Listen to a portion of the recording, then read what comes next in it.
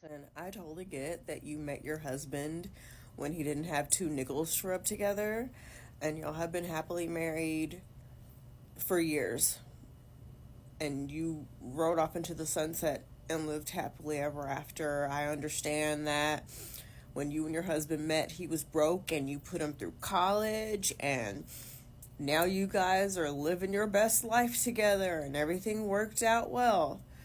I love that for you, but I will not be doing that. I think things like that are very appropriate when you're like in your 20s, when you're just starting out in life, is perfectly appropriate for one or both of you to not have your shit together. That's definitely understandable.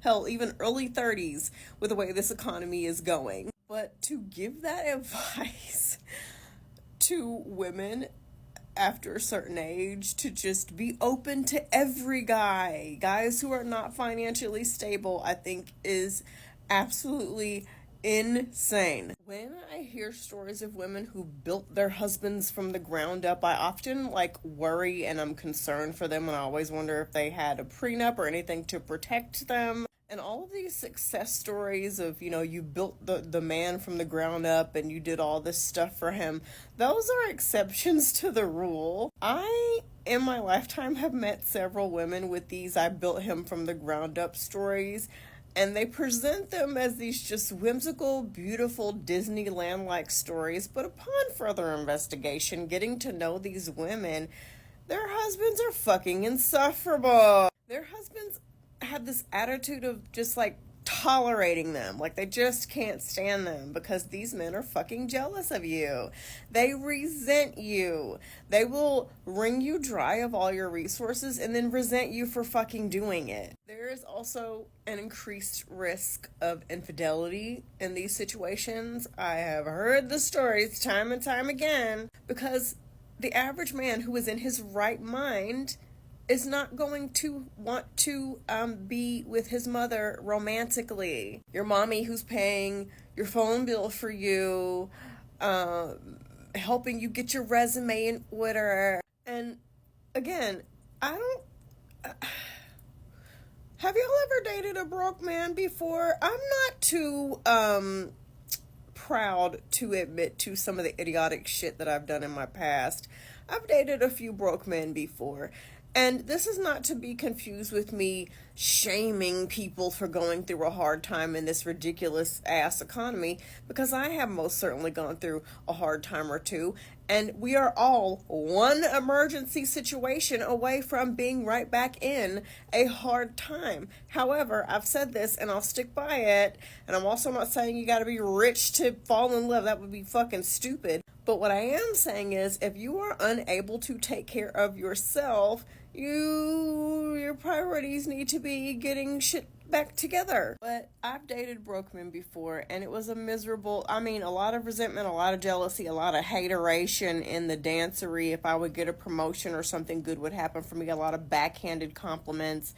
There was a lot of limits to the things that we could do because they're so focused on just being fucking miserable that they can't even think on how to make a creative date that might not cost a lot of money. There's just a lot of complaining. And then you find yourself in a situation where you have to limit your experiences and the fun you want to have because, God forbid, you make them feel bad because they can't afford to do those things. And then it becomes a situation where you're paying for everything. And it's like a mother-child relationship, and it's fucking gross. And before some idiot comes in my comment section like, it works both ways, I've said this a million times, and those of you who actually pay attention to my content have heard me say this. If you are going through financial chaos, you needn't be worried about dating.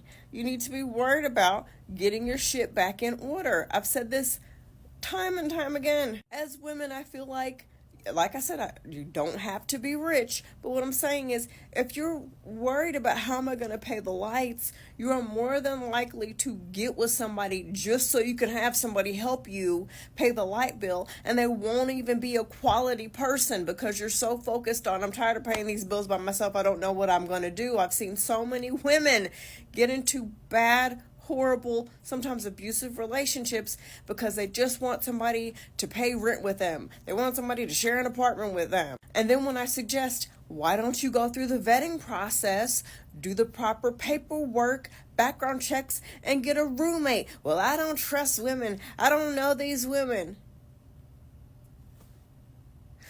Yes, I totally understand that there are some shitty ass women out there. I've experienced being friends with some shitty ass women and family members a time or two in my life.